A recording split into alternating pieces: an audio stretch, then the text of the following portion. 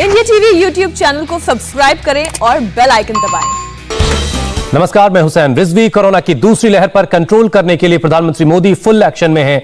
वो देश के 100 कलेक्टर्स से खुद संवाद कर रहे हैं। इस सीरीज में आज पीएम देश के 54 जिलों के डीएम के साथ बातचीत करने वाले हैं। यह संवाद अब से आधे घंटे के बाद शुरू होगा। इस संवाद में प्रधानमंत्री कलेक्टर्स से कोरोना पर लेटेस्ट अपडेट लेने के साथ साथ इसके कंट्रोल के उपायों पर चर्चा करेंगे। पीएम डीएम संवाद पार्ट 2 में क्या क्या होने वाला है, पूरी डिटेल आपको बताते हैं। प्रधानमंत्री देश के 54 जिलों के डीएम के साथ मीटिंग करने वाले हैं। 10 राज्यों के 54 डीएम के साथ जिलाधिकारियों के साथ ये बातचीत होगी। सबसे ज्यादा प्रभावित जिलों के डीएम के साथ ये मीटिंग होने जा रही है। वीडियो कॉन्फ्रेंसिंग के जरिए कोरोना के ताजा हालात पर चर्चा होगी। इस वर्चुअल मीटिंग में कोरोना कंट्रोल के उपायों और कंट्रोल के कामयाब फॉर्मूले पर बात होगी। आज की बातचीत में यूपी के 5 जिलों के डीएम भी इसमें शामिल होंगे। दूसरी लहर में कलेक्टर से पीएम का यह डायरेक्ट दूसरा संवाद है। 100 जिलों के डीएम के साथ पीएम की मीटिंग हो रही है। प्रधानमंत्री ने 18 मई को भी 46 जिलों के डीएम के साथ बात की थी। देवेंद्र पराशर इस वक्त हमारे साथ जुड़ चुके हैं। देवेंद्र, हमने पहले संवाद में देखा था कि प्रधानमंत्री ने कमांडर्स शब्द का इस्तेमाल किया था। एक जिले का जो डीएम है वो वहां का कमांडर है। तो जो अब तक की डीएम की जो इससे इनपुट्स मिले हैं इस कोरोना के खिलाफ लड़ाई में, कैसे कैसे उन्होंने चीजों को टैकल किया, हमने ये पहले पार्ट में देखा था। आज क्या क्या इस एजेंडा हो सकता है बातचीत का? राज्यों की बात करें तो उसमें आज बंगाल है, उड़ीसा है, राजस्थान है, महाराष्ट्र है, उत्तर प्रदेश है, पुडुचेरी है। ऐसे करके 10 राज्य हैं जहां के जो फील्ड अफसर यानी कि जो डीएम हैं उनके साथ ये कोऑर्डिनेशन होगा। राज्यों के मुख्यमंत्री भी शिरकत करेंगे। और जैसा कि पहले की बैठक में ये बताया गया था कि आइडिया इनका ये है कि एक तो ताजा हालात के बारे में जानकारी, दूसरी चीज जो बेस्ट प्रैक्टिसेस है, जैसे केरल का कोई बेस्ट प्रैक्टिस है तो उसे उड़ीसा अगर जाने, वहां के डीएम जाए तो उसे वो अपना सकते हैं।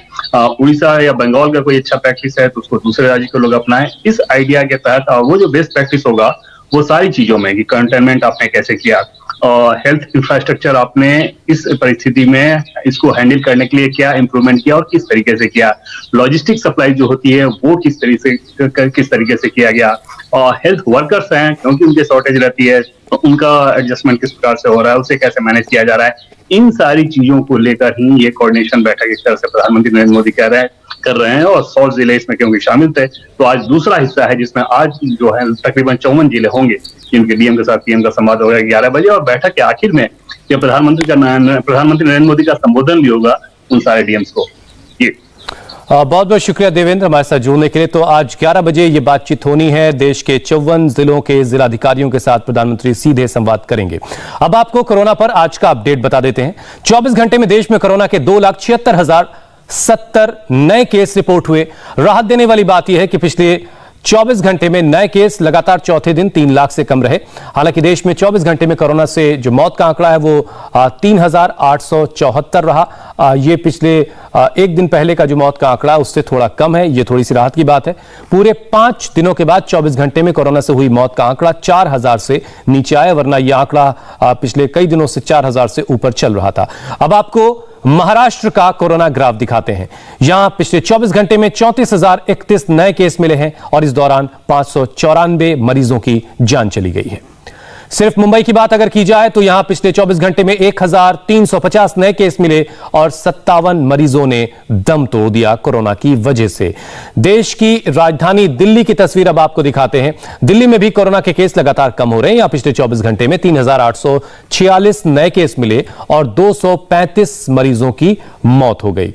ये दिल्ली की तस्वीर है।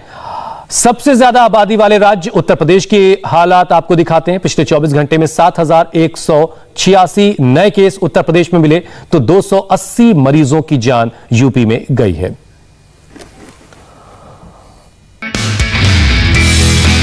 नमस्ते, मैं हूं मीनाक्षी जोशी। वीडियो और खबरों से अपडेट रहने के लिए India TV YouTube channel subscribe करें, बेल आइकन दबाना ना भूलें। जुड़े रहें इंडिया टीवी के साथ।